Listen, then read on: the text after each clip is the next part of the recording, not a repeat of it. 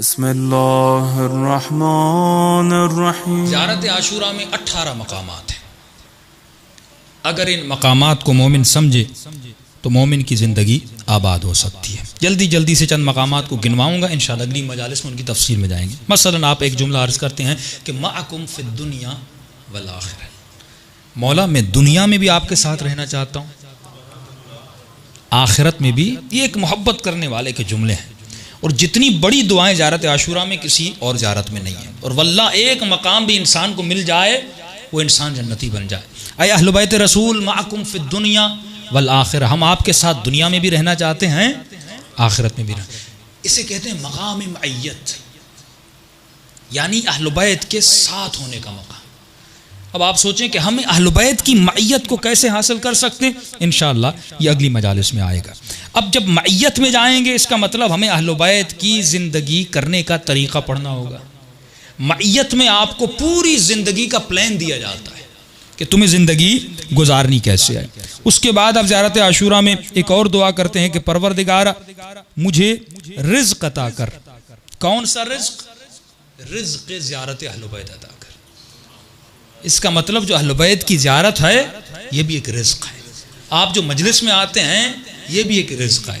आप आए दूसरे लोग नहीं आए, इसका मतलब आपके रिज़्क़ में ये मौजूद था कि अहले बैत के रिज़्क़ में। दूसरा आप वहाँ पर दुआ करते हैं कि परवरदिगारा मुझे इमाम हुसैन के कातिलों से बदले लेने की तौफीक अता फरमा। अब बदला लेना ये बहुत बड़ा मकाम है, जिसे हम कहते हैं कि इन्नी सिल्मुल लिमन सालमकुम हरबुन लिमन हरबकुम, मकाम हर्ब, यानी मौला मैं आपके दुश्मनों से लड़ना चाहता हूँ। अब ये शियत का मुसम्मम अकीदा है। हम उस हर शख्स से लड़ते हैं जिसने मोहम्मद और आले मोहम्मद से दुश्मनी की। अब वो कोई भी हो, किस नस्ल का है, किस रंग का है, वो करीबी है, वो साथी है, वो रिश्तेदार है। भाई अबू जहल कौन था? अबू लहब कौन था? यहाँ तो यार नस्ल है ही नहीं, रिश्तेदारी। चचा रसूल का है, लेकिन अल्लाह लानत भेज रहा है। चचा है भाई, रसूल का चचा एहतराम करो। अल्लाह कहते हैं चचा क्या होता है, भाई क्या होता है, बेटा क्या होता है। सवाल यह है कि ये मेरी आइडियोलॉजी पे, मेरे नजरिए पे, मेरे दीन पे चलता है कि नहीं चलता। और ये नहीं कि सिर्फ इब्तदा में चला हो, पहले भी चले, मरते दम तक चले, दीन पर हमेशा अमल करे। ये क्या है कि रसूल की पहले मदद की थी, आखिर में की कि नहीं? पहले रसूल की मदद की लश्कर में और आखिर में फतवा लिख रहे हैं कि हुसैन वाजिबुल कत्ल है। मैं इसको सलाम भेजूं, मैं इसका एहतराम करूं, पर मैं दीन आखिर तक इसका बचा होना चाहिए। और इंसान ये कितना बड़ा मकाम बदला इंतकाम। फरमाते हैं यहाँ पर जो दुआ करते हो इसका मतलब तुम दुआ कर रहे हो कि इमाम ज़माना के साथ लश्कर में शरीक हो जाओ। बहुत बड़ी दुआ है। फरमाते हैं कोई भी ऐसा नबी वली नहीं गुजरा जिसने अल्लाह से दुआ न की हो कि खुदा उसे लश्कर महदी में शामिल करे। आप बेहतरीन ज़माने में रह रहे हैं, क्यों? अगर इमाम ज़माना का अब ज़हूर हुआ तो आप उसके लश्कर में जाएंगे। मौला अली को इमाम के सहाबी ने रोते हुए देखा। फरमाया मौला क्यों रो रहे हैं? इमाम फरमाते शौक़न लिरुयते, अपने महदी बेटे को देखने के शौक से रो रहा।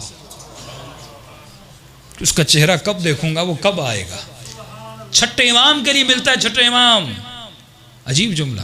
फरमाते इमाम के दो लिबास होते थे, लिबास से हुज़्न, जब मौला को गम आता था तो एक लिबास पहनते थे, खुशी आती थी तो एक लिबास पहनते थे।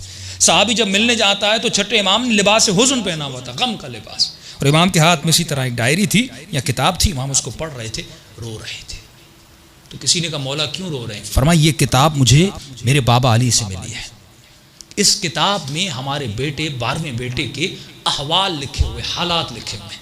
उसके हालात को पढ़ के रो रहा हूँ कि मेरे उस बेटे पे क्या गुजरेगी। इस पे भी आऊँगा कि इमाम ज़माना पे क्या क्या गुजर रही है जिनसे हम वाकिफ़ नहीं हैं। आपने वो कत्ल नहीं देखे, आपने वो गारत नहीं देखी, आपने वो ख़वातीन की इज़्ज़तों का पामाल होना नहीं देखा। जो शाम में, जो यमन में, जो इराक़ में इतना जुल्म हुआ, हम एक चीज़ को देखने के बाद 3 दिन तक सो नहीं सकते। इमाम ज़माना ये हर लम्हा देख रहे हैं। कभी फरमाते मेरे दादा हुसैन हर रोज़ नमाज असर के बाद खुदा मुझे ये खून भरा कुर्ता दिखाता है। ये मजालिम, ये जुल्म इमाम अपनी आंखों से देख रहे हैं। उस इमाम पे क्या गुजर रही है, 1000 सालों से देख रहे हैं। छठे इमाम फरमाते हैं मैं उसके हालात को पढ़ रहा हूँ और रो रहा हूँ। और जब भी इमाम का नाम आता था छठे इमाम अपने बेटे के एहतराम में खड़े हो जाते थे। इतना मकाम इमाम ज़माना का। मकाम क्यों है?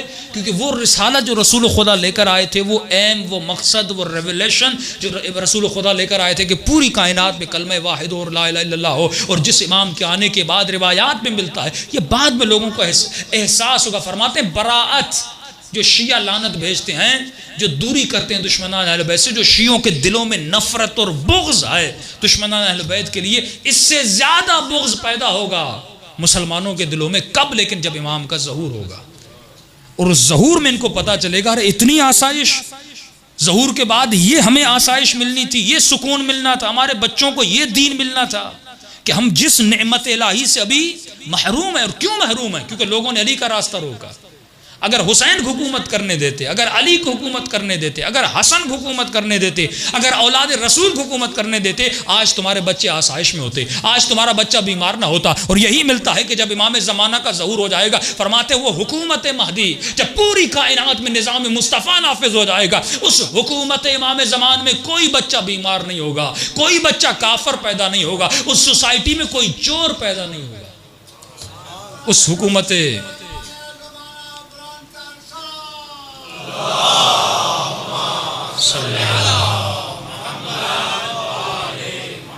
उस हुकूमत इमाम में कोई इंसान भूखा रात को नहीं सोएगा।